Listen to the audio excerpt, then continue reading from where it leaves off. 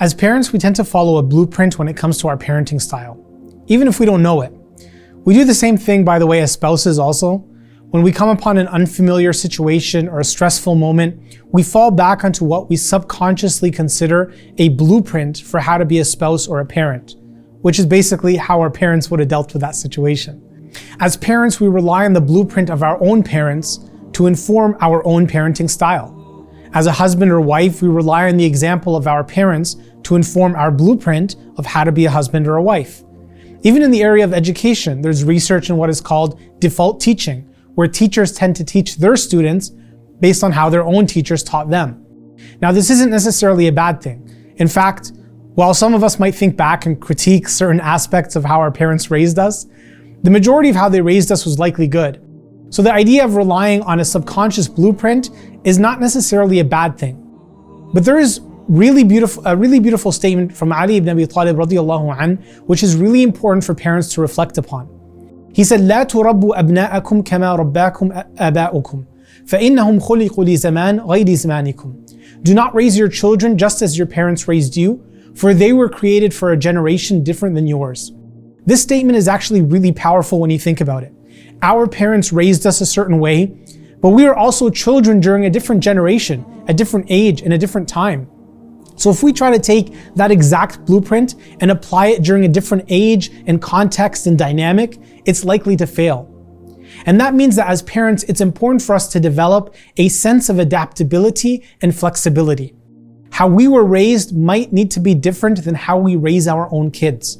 In fact, how we raise one child in our home today might need to be different than how we raise another child.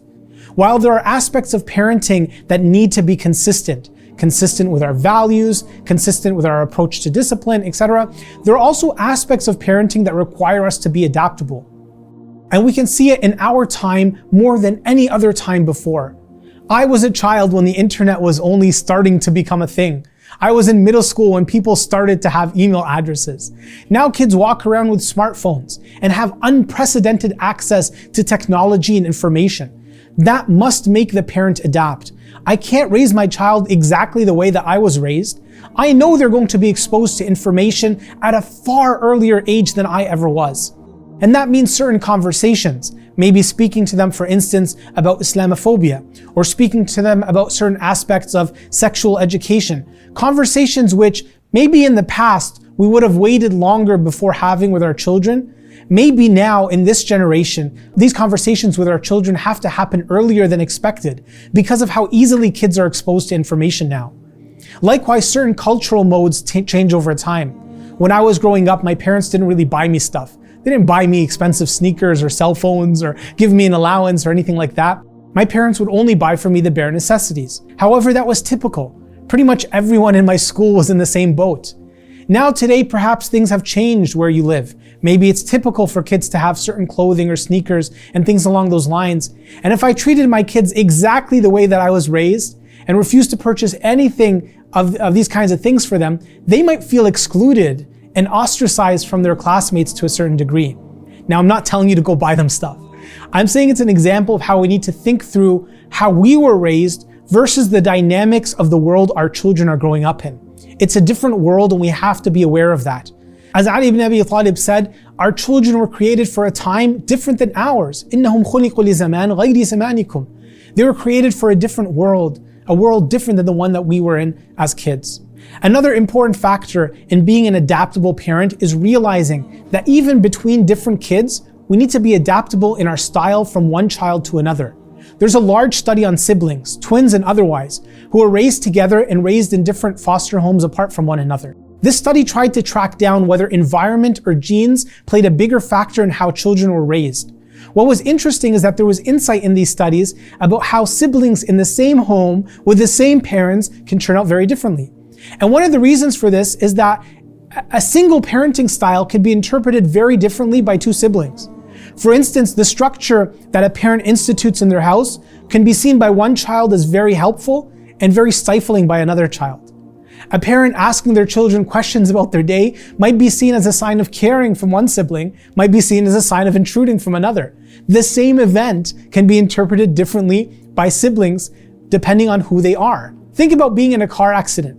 Two people can be in the same car accident and step out of the car with completely different perspectives.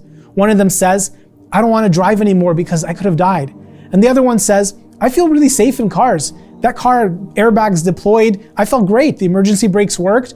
I feel very confident in being in a car and driving again. The same incident, the same event can be perceived very differently by two different people.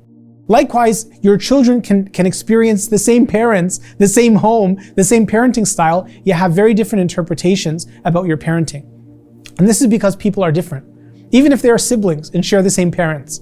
The Prophet ﷺ said that when Allah created Adam, that Allah أَخَذَ قَبْضَةً مِنَ الْأَرْضِ, that Allah took a handful of the soil of all the earth. So the children of Adam are in accordance to the earth, some red, some white, some black, some a mixture, and also some soft and some rough. What does this hadith mean? When Allah created Adam, He took a handful of soil from all over the earth. The Prophet says because of this, the children of Adam have the skin tones of the earth. Some are black like dark soil, some are white like white soil, and all the shades in between. And then the Prophet says, and because of this, just like soil can be rough or soil can be soft, the children of Adam, some of them will be born with strong personalities, others will have soft, gentle personalities, and all the shades in between. In other words, people will be born with different personalities, even if they are siblings and all came from Adam alayhi salam. Because of this, we have to be adaptable and flexible enough to change our style based on the personality of our children. Think of how the Prophet ﷺ was a leader. He knew the personality and abilities of his companions and he adjusted his style accordingly. When Umar ibn al-Khattab came to accept Islam, the Prophet grabbed him by his collar, pulled him towards himself, said, "Oh Umar, will you not stop doing what you are doing until Allah sends shame upon you and misfortune?" After which Umar accepted Islam. The Prophet was tough with him, but Umar's personality was tough. He likely responds to strong leadership positively. Meanwhile, Uthman radiallahu an is soft and gentle, described as shy and modest. When he enters the room, the Prophet ﷺ sits up, rearranges his clothing, orders his clothing. The Prophet ﷺ was skilled at knowing his companions, their personalities, their capabilities in adjusting to them. The Prophet's closest companions were Abu Bakr and Umar, yet sometimes he would give leadership to Khalid ibn al-Walid in the battlefield over them. He understood the personalities and capabilities, who will thrive in what situation. Likewise, as parents, sometimes we might want to push our children into a very narrow definition of success. That success means being a doctor or a lawyer. And that might be great for one child who's well suited for that type of career. It might be terrible for another, whose mind and personality is better suited elsewhere. Maybe that child is a great storyteller. Maybe they would do better and be better suited for a career in journalism or as an author. We have to understand our kids in order to be able to adapt to them effectively. So how can we become flexible and adaptable parents? What are the keys for us? Number one, be willing to explore options. Just because something worked in the past, it worked for us when we were kids, it worked for one child, doesn't necessitate that it will work in the future. If something isn't working, be willing to explore a different style or strategy to communicate with our children. Number two, be curious about your kids and their life. Spend time alone with them, try to learn about them. Who are they? What is their personality? What is their world? They're growing up in a completely different world than yours, and they might have a completely different personality than yours. You need to learn it and understand it in order to best adjust to their needs. Number three, create a support system. Look to friends and families and others who hold similar values to you that are also trying to raise their kids.